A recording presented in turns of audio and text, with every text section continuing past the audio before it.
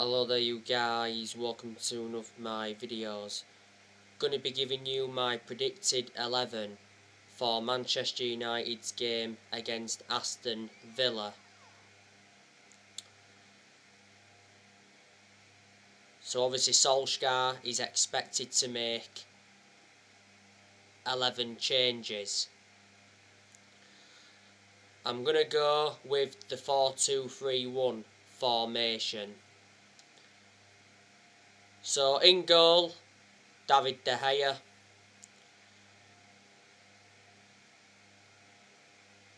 David De Gea obviously wasn't in goal for the game against West Ham in the Carabao Cup. Dean Henderson was in goal for that game. De Gea was in goal for the league game against West Ham last weekend. David De Gea made a match-winning save. He denied Mark Noble from the penalty spot. He also made a good save with his feet to deny Jarrod Bowen. De Gea's also made good saves in the games against Wolves and Southampton. De Gea has enjoyed a good start to this season. This season is De Gea's 11th season at Man United. He's been a long servant, he's been with us since the Ferguson era. A few years ago, David De Gea was regarded as the best goalkeeper in the world because he's won everything domestically at the football club and he's made over 500 appearances for Man United in all competitions. De Gea's got like 2 years left on his contract and he receives £375,000 a week. He has made mistakes in the last couple of years. At right back, I'm going to go with Aaron Wan-Bissaka. There's aspects of Aaron Wan-Bissaka's game that's got to improve. He's got to show more attacking intent. He's got to improve his crossing. And his positioning's got to improve. So there you go. And defensively, he's always been superb, more or less. And Wan-Bissaka didn't play against West Ham in the Carabao Cup. Obviously, we played Dalot ahead of him. Dalot played well against West Ham in the Cup, to his credit. And Wan-Bissaka obviously played in the league game against West Ham last weekend. This season is Bissaka's third full season at Man United. We got him in a deal worth 50 million from Crystal Palace back in the summer of 2019.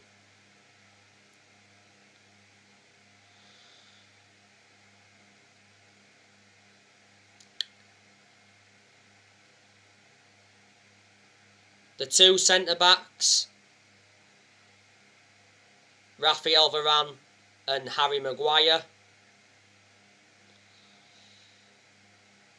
Raphael Varane has enjoyed a very good start to his Man United career.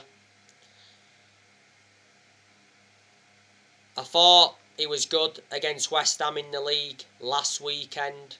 Looked well composed at the back, brought the ball out well from the back, and he made a very good block to deny Jarrod Bowen.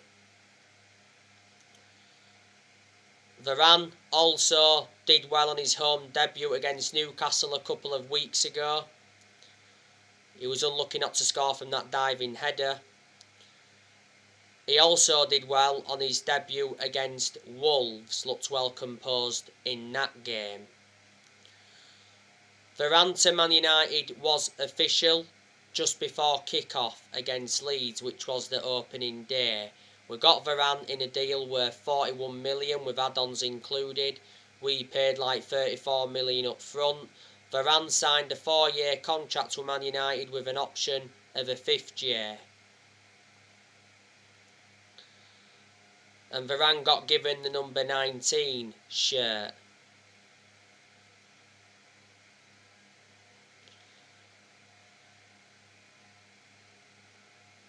Varane is regarded as one of the best centre-halves in the world. He's highly experienced.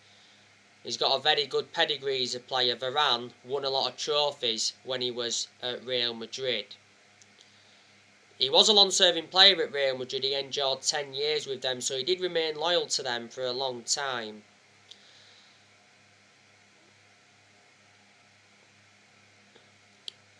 Harry Maguire.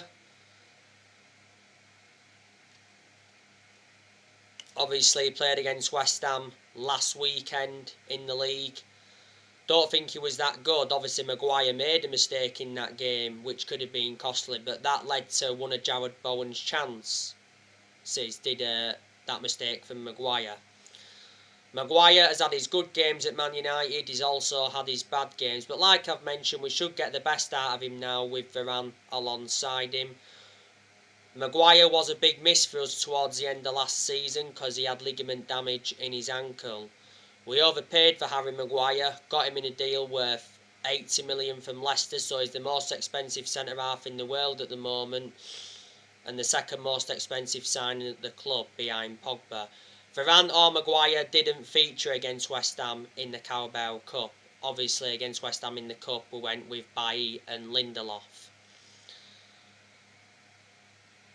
And Bailly played very well on his first start of the season. Like I mentioned, he made some very, very good clearances and brought the ball out well from the back. Lindelof didn't do too well against West Ham in the Cup. He got caught out a few times. At left back, Luke Shaw. Luke Shaw's enjoyed a pretty good start to this season.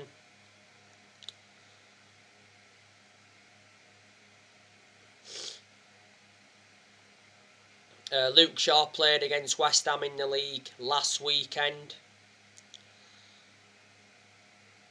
And I thought he played well. You know, he provided width, showed good attacking intent, got into good positions, put some good crosses in from set pieces. Luke Shaw, though, did give the penalty away against West Ham last weekend in the league. Luke Shaw was superb last season. In fact, last season, he was the best left back in the Premier League. He really was. Shaw has been our first choice left back for a while, and he still remains our first choice left back despite the arrival of Alex Telles. And Shaw's had a good career at Man United despite his injuries. Shaw has been at Man United now for like 7.5 years, so he's been a long-serving player. I think we are in the process of extending his contract. Shaw obviously got rested against West Ham in the Carabao Cup. Obviously Telles obviously started at left back against West Ham in the Cup. And Telles actually played well against West Ham in the Cup, apart from getting nutmegged by Ryan Fredericks, you know, in the build-up to West Ham's goal.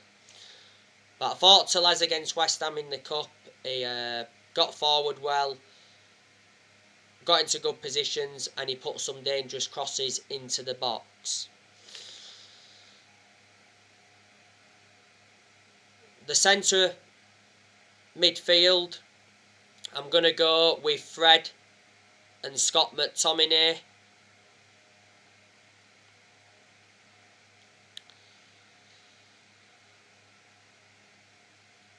Fred, you know, he's had his good games at Man United. He's also had his bad games. I've got my reservations about Fred. We overpaid for Fred. We got him in a deal worth £50 million from Shakhtar Donetsk. I've got to say he was a world-class player during his time in Ukraine, but hasn't really replicated at Man United what he produced when he was in Ukraine. And Scott McTominay, you know, I think he's a decent player and he certainly needs more time at Man United. He's been part of the club for a long time as it stands. Just after the first lockdown last year, McTominay signed a 5-year contract with Man United, so reflecting on that, he committed his future to the club. Not so long ago, came back from a groin injury. He did have surgery on his groin. Yeah. They played last week against West Ham, did Fred and McTominay, I think.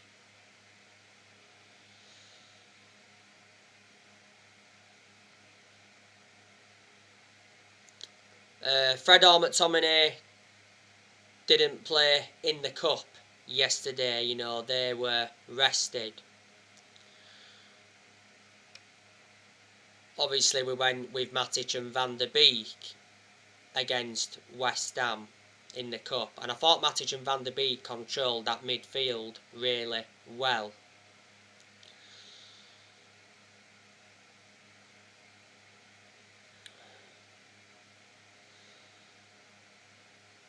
In the number 10, I'm going to go with Bruno Fernandez. Bruno Fernandez didn't start against West Ham in the cup, but he did come on. Fernandez played in the league against West Ham last weekend. Obviously got the assist for Cristiano Ronaldo's equalising goal. Fernandez also hit the post, so he was unlucky not to get his name on the score sheet. Bruno Fernandez also scored a very good goal from 25 yards out in the 4-1 win against Newcastle, and he got his first Man United hat-trick in the 5-1 win against Leeds on the opening day. In most of his games at Man United, he's been very consistent, but there's also been quite a few games where he's looked off the pace.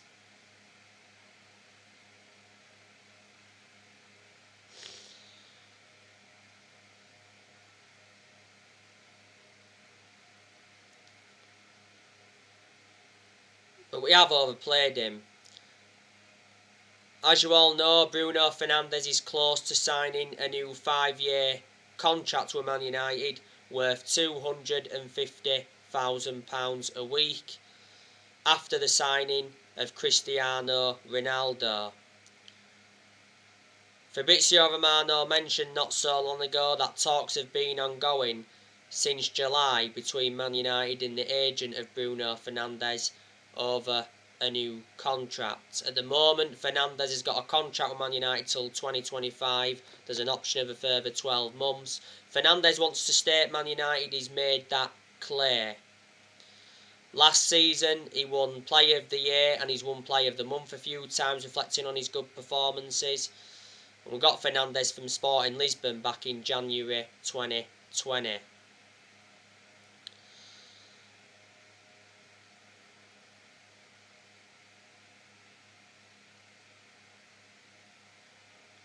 Left midfield, I'm going to go with Paul Pogba. Paul Pogba has enjoyed a very good start to this season. Yeah, Paul Pogba has already got 7 assists in the Premier League. And there's only 5 games gone so far in the league. Pogba produced good performances for Man United in the last couple of months of last season, but at one point last season he had a thigh injury and he sustained some ankle injuries at Man United.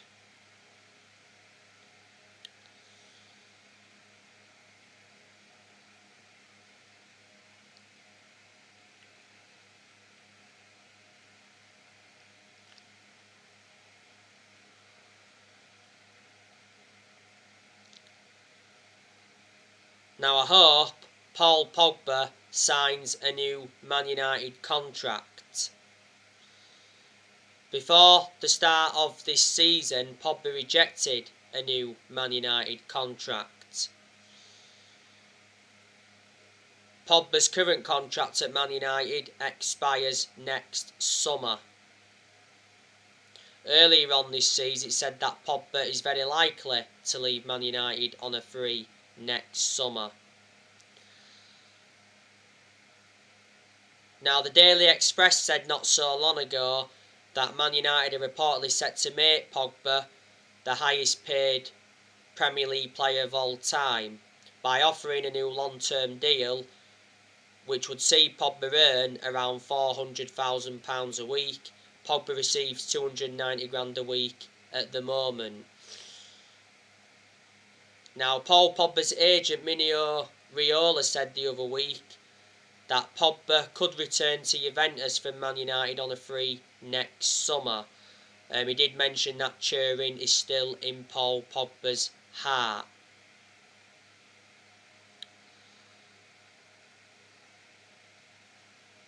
Pogba did enjoy 4 good years with Juventus before he rejoined Man United. Well, recent reports have said Juventus have no plans to re-sign Pogba next summer when his contract expires. The other week, Paul Pogba's brother Matthias Pogba came out and said that Paul Pogba has not yet decided on his future, and he said his contract situation is up in the air.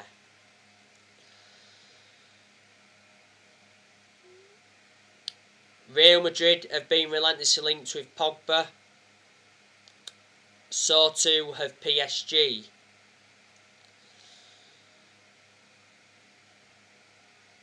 This season is Pogba's 6th season at Man United since he rejoined. He's won 3 trophies at the club so far. We paid $89 million for Pogba, so reflecting on that, he's our most expensive signing at the moment. We had Pogba when he was a lot younger under the Sir Alex Ferguson era, but had to let him go due to limited appearances. Pogba's versatile. You know, you can play him in centre midfield. Obviously, you can play him in more of an advanced role. Some people prefer Pogba in more of an advanced role.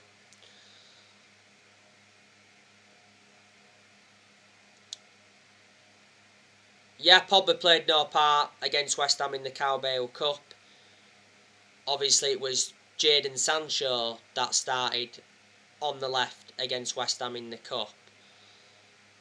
Sancho weren't that great against West Ham in the Cup. You know, he had some chances, but he got dispossessed a few times. You know, Sancho hasn't enjoyed a good start to his Man United career, but it does take some time for players to settle in. I'm not keen on Sancho playing on the left. He's, you know, much better on the right. So Solskjaer played him out of position against West Ham. Right midfield, I'm going to go with Mason Greenwood. Mason Greenwood has enjoyed a good start to this season. He's got 3 goals in the league so far. Greenwood didn't start against West Ham in the Cup, but he did come on and he made an instant impact. He had a good chance after being on for just 40 seconds. He was one-on-one with Areola, but Areola kept Mason Greenwood out. And it was a lovely through ball by Van der Beek to, you know, set that chance up. Greenwood had some other chances. Greenwood made his senior debut for Man United back in 2019. He's been a United player since the age of 7, and last season Greenwood signed a new 4-year contract with Man United.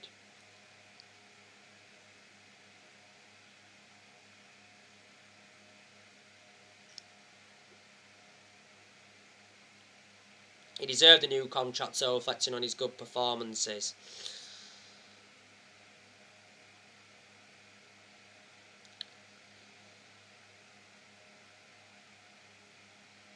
And up top, centre forward, I'm going to go with Cristiano Ronaldo. Obviously, Ronaldo got rested against West Ham in the Carabao Cup. Obviously, we went with Anthony Martial. Martial really struggled against West Ham in the Carabao Cup. You know, his finishing was poor, and for the vast majority of the game, Martial looked isolated, didn't he? Ronaldo has done really well since he re-signed for Man United. You know, he's got 4 goals in 3 games.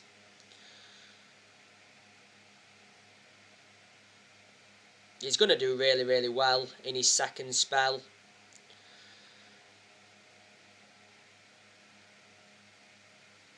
Ronaldo obviously scored last weekend in the league against West Ham. You know, could have had a couple of other goals because he had some more chances without scoring. And he got brought down 3 times in the box. So we had 3 penalty appeals rejected. I think 2 of them were Stonewall penalties.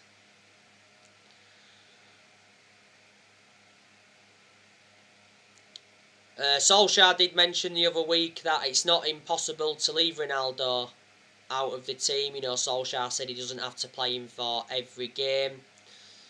I think it'll be just the, you know, Carabao Cup games he won't be involved in. Before the game against Young Boys the other week, Ronaldo says we can win the Champions League. Ronaldo's already hinted that he's looking to stay at Man United beyond his current contract. Ronaldo signed a 2-year contract with Man United with an option of a 3rd year. Ronaldo receives 480 grand a week, so he's the highest earner at Man United. We got Ronaldo in a deal worth 19.8 million with add-ons included. And Ronaldo wears the number 7 shirt. You know, Ronaldo's already made it clear to his Man United teammates that he wants the Premier League this season. So that's how I think Man United will line up against Aston Villa on Saturday lunchtime. Marcus Rashford is still out, but is close to returning. It said not so long ago that Marcus Rashford looked sharp in training. After injury shoulder operation.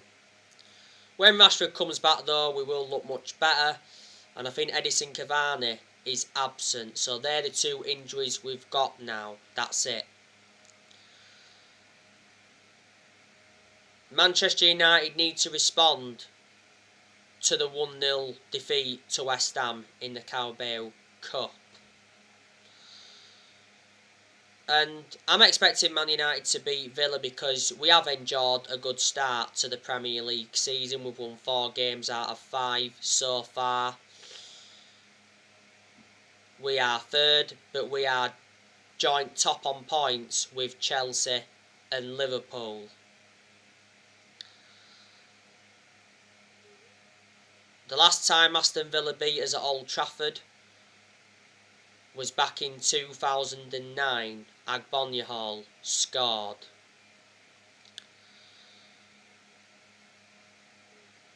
So we've got a good record against Villa. They seldom beat us. Aston Villa's manager is Dean Smith. He's been Aston Villa manager now for almost 3 years. Villa appointed Dean Smith in October 2018. He's done a pretty good job at Villa to his credit. Before Villa he managed Walsall, and before then he managed Brentford.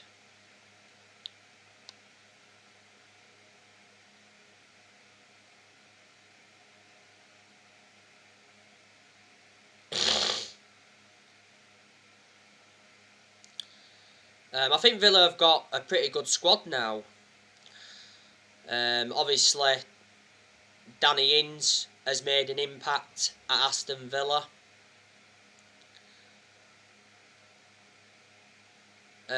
Villa got Danny Ings in this year's summer transfer window. Leon Bailey, he's also made an impact at Villa. Villa got him in the summer transfer window of this year. Leon Bailey's injured at the moment. I think he sustained an injury in Villa's 3-0 win against Everton last weekend.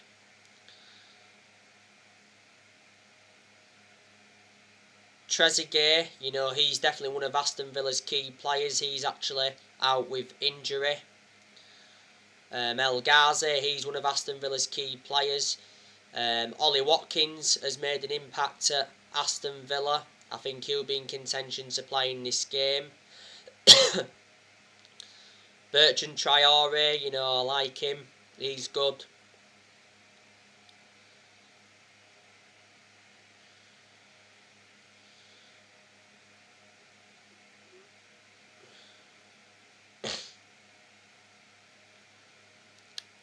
Villa have also got Matt Targett. He's out of injury at the moment. They've got Matty Cash. I think he's just come back from injury. They've got Sanson. They brought him in back in January. I think he's got an injury at the moment. Villa have also got John McGinn. He's out with, I think, a head injury. Davis, he's also out with injury. Villa have also got Douglas Luiz, who's good. Villa re-signed Ashley Young in this year's summer transfer window, so if Young plays in this game, he will be reuniting with Man United. You know, we had Young for a long time. He endured 8 years at Man United. Obviously, Villa got Axel Tuanzebe on loan in the summer transfer window.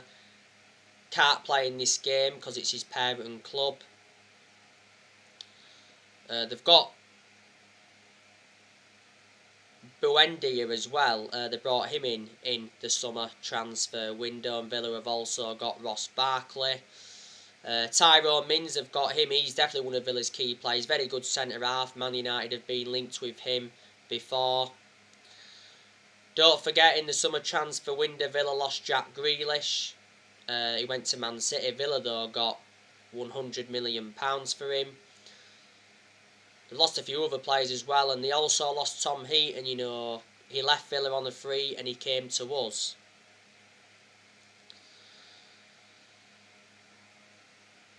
We beat Villa last season at Old Trafford 2-1, and we're beating them at Villa Park 3-1. We came from behind in that game.